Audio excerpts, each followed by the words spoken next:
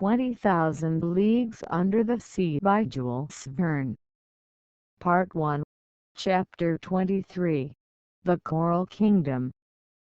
The next day I woke with my head singularly clear. To my great surprise, I was in my own room. My companions, no doubt, had been reinstated in their cabins, without having perceived it any more than I. Of what had passed during the night they were as ignorant as I was, and to penetrate this mystery I only reckoned upon the chances of the future. I then thought of quitting my room. Was I free again or a prisoner? Quite free. I opened the door, went to the half-deck, went up the central stairs.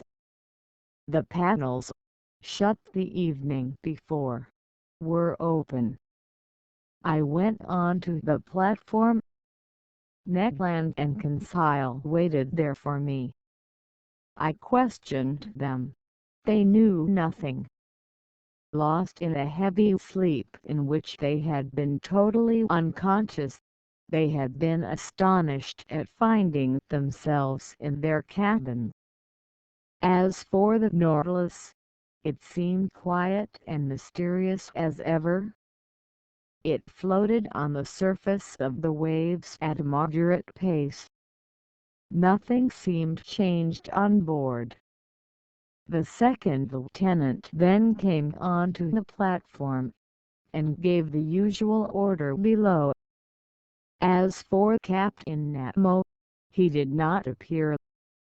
Of the people on board, I only saw the impassive steward, who served me with his usual dumb regularity. About 2 o'clock, I was in the drawing-room, busy in arranging my notes, when the captain opened the door and appeared. I bowed. He made a slight inclination in return, without speaking. I resumed my work, hoping that he would perhaps give me some explanation of the events of the preceding night. He made none. I looked at him. He seemed fatigued. His heavy eyes had not been refreshed by sleep. His face looked very sorrowful. He walked to and fro, sat down and got up again, took a chance book, put it down, consulted his instruments without taking his habitual notes, and seemed restless and uneasy. At last, he came up to me, and said, "Are you a doctor, Max?" I so little expected such a question that I stared some time at him without answering. "Are you a doctor?" he repeated. "Several of your colleagues have studied medicine." "Well," said I am a doctor and resident surgeon to the hospital.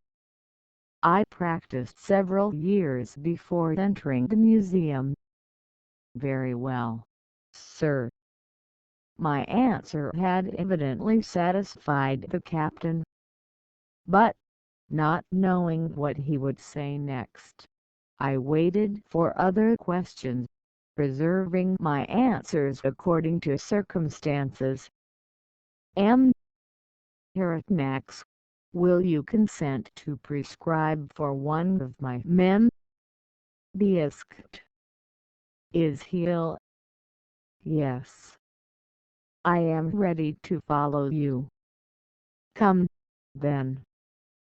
I own my heart beat. I do not know why. I saw a certain connection between the illness of one of the crew and the events of the day before, and this mystery interested me at least as much as the sick man. Captain Nemo conducted me to the poop of the Nautilus, and took me into a cabin situated near the sailors' quarters. There, on a bed, lay a man about 40 years of age, with a resolute expression of countenance, a true type of an Anglo-Saxon. I leant over him. He was not only ill, he was wounded. His head, swathed in bandages covered with blood, lay on a pillow. I undid the bandages, and the wounded man looked at me with his large eyes and gave no sign of pain as I did it. It was a horrible wound. The skull, shattered by some deadly weapon, left the brain exposed, which was much injured. Clots of blood had formed in the bruised and broken mass, in color like the dregs of wine. There was both contusion and suffusion of the brain. His breathing was slow, and some spasmodic movements of the muscles agitated his face. I felt his pulse. It was intermittent. The extremities of the body were growing cold already, and I saw death must inevitably ensue. After dressing the unfortunate man's wounds, I readjusted the bandages on his head, and turned to Captain Nemo. "What caused this wound?" I asked. "What does it signify?" he replied, evasively. "The shock has broken one of the levers of the engine, which struck myself. But your opinion as to his state?" I hesitated before giving it. "You may speak," said the captain. "This man does not understand French." I gave a last look at the wounded man. "He will be dead in 2 hours. Can't nothing save him?" "Nothing." Captain Nemo's hand contracted, and some tears glistened in his eyes, which I thought incapable of shedding any. For some moments I still watched the dying man, whose life ebbed slowly. His pallor increased under the electric light that was shed over his deathbed. I looked at his intelligent forehead, furrowed with premature wrinkles, produced probably by misfortune and sorrow. I tried to learn the secret of his life from the last words that escaped his lips. "You can go now, Max," said the captain. I left him in the dying man's cabin, and returned to my room much affected by this scene. During the whole day, I was haunted by uncomfortable suspicions, and at night I slept badly, and between my broken dreams I fancied I heard distant sighs like the notes of a funeral psalm. Were they the prayers of the dead, murmured in that language that I could not understand? The next morning I went on to the bridge. Captain Nemo was there before me. As soon as he perceived me he came to me. "Professor, will it be convenient to you to make the submarine excursion today with my companions?" I asked. "If they like." "We obey your orders, Captain." "Will you be so good then as to put on your cork jackets?" It was not a question of dead or dying. I rejoined Natland and Conseil, and told them of Captain Nemo's proposition. Conseil hastened to accept it, and this time the Canadian seemed quite willing to follow our example. It was 8 o'clock in the morning. At 8:30 we were equipped for this new excursion, and provided with two contrivances for light and breathing. The double door was open, and, accompanied by Captain Nemo, who was followed by a dozen of the crew, we set foot, at a depth of about 30 feet, on the solid bottom on which the Nautilus rested. A slight declivity ended in an uneven bottom, at 15 fathoms depth. This bottom differed entirely from the one I had visited on my first excursion under the waters of the Pacific Ocean. Here, there was no fine sand, no submarine prairies, no sea forest. I immediately recognized that marvelous region in which, on that day, the captain did the honors to us. It was a coral kingdom. The light produced 1,000 charming varieties, playing in the midst of the branches that were so vividly colored. I seemed to see the membranous and cylindrical tubes tremble beneath the undulation of the waters. I was tempted to gather their fresh petals, ornamented with delicate tentacles, some just blown, the others budding, while a small fish, swimming swiftly, touched them slightly, like flights of birds. But if my hand approached these living flowers, these animated, sensitive plants, the whole colony took alarm. The white petals re-entered their red cases, the flowers faded as I looked, and the bush changed into a block of stony knobs. Chance had thrown me just by the most precious specimens of the zoophyte.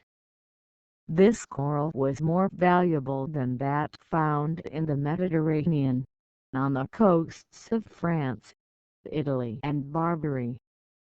Its tints justified the poetical names of flower of blood, and froth of blood, that trade has given to its most beautiful productions.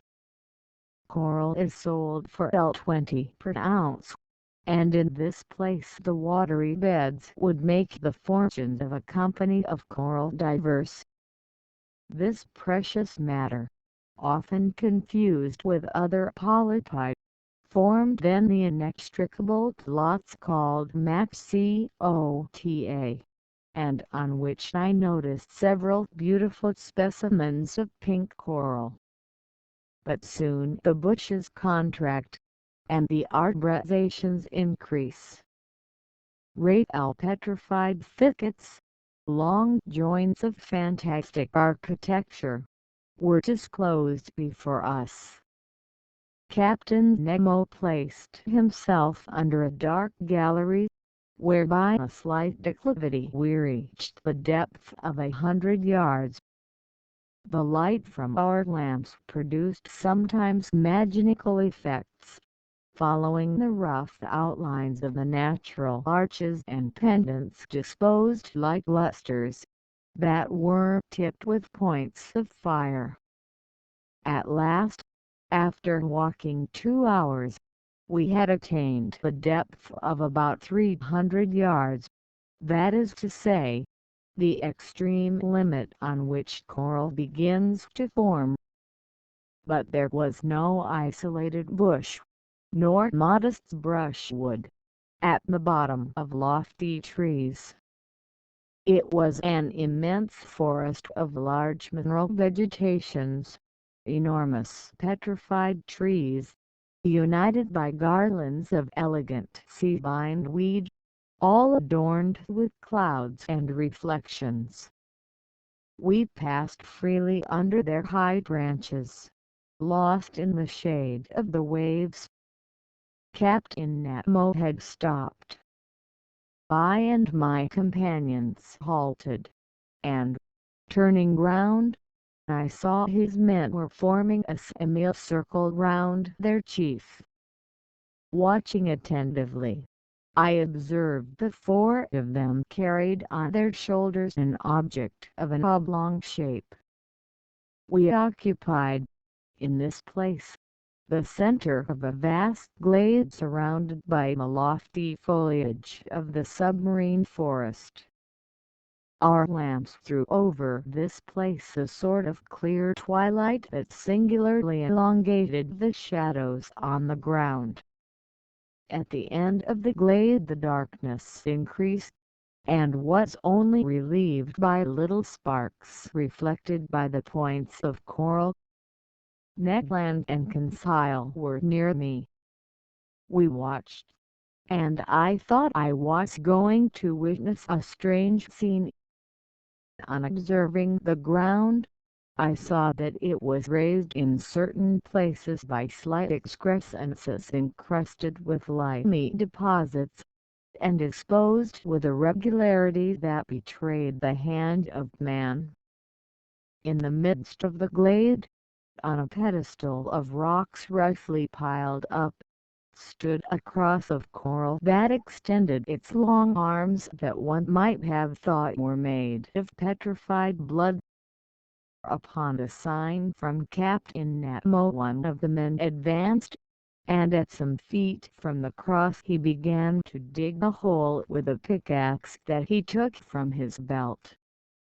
I understood all. This glade was a cemetery, this hole a tomb, this oblong object the body of the man who had died in the night. The captain and his men had come to bury their companion in this general resting place, at the bottom of this inaccessible ocean. The grave was being dug slowly. The fish fled on all sides while their retreat was being thus disturbed. I heard the strokes of the pickaxe, which sparkled when it hit upon some flint lost at the bottom of the waters. The hole was soon large and deep enough to receive the body. Then the bearers approached. The body, enveloped in a tissue of white linen, was lowered into the damp grave. Captain Nemo, with his arms crossed on his breast, and all the friends of him who had loved them, knelt in prayer. The grave was then filled in with the rubbish taken from the ground, which formed a slight mound. When this was done, Captain Nemo and his men rose. Then, approaching the grave, they knelt again, and all extended their hands in sign of a last adieu. Then the funeral procession returned to the Nautilus, passing under the arches of the forest, in the midst of thickets, along the coral bushes, and still on the ascent. At last the light of the ship appeared, and its luminous track guided us to the Nautilus. At 1 o'clock we had returned. As soon as I had changed my clothes I went up onto the platform, and, a prey to conflicting emotions, I sat down near the binnacle. Captain Nemo joined me. I rose and said to him, "So, as I said he would, this man died in the night?" "Yes, Max. And he rests now, near his companions, in the coral cemetery?" "Yes, forgotten by all else, but not by us. We dug the grave, and the polypi undertake to seal our dead for eternity." And, burying his face quickly in his hands, he tried in vain to suppress the sob. Then he added, "Our peaceful cemetery is there, some 100 feet below the surface of the waves. Your dead sleep quietly, at least, Captain, out of the reach of sharks." "Yes, sir, of sharks and men. gravely replied the captain.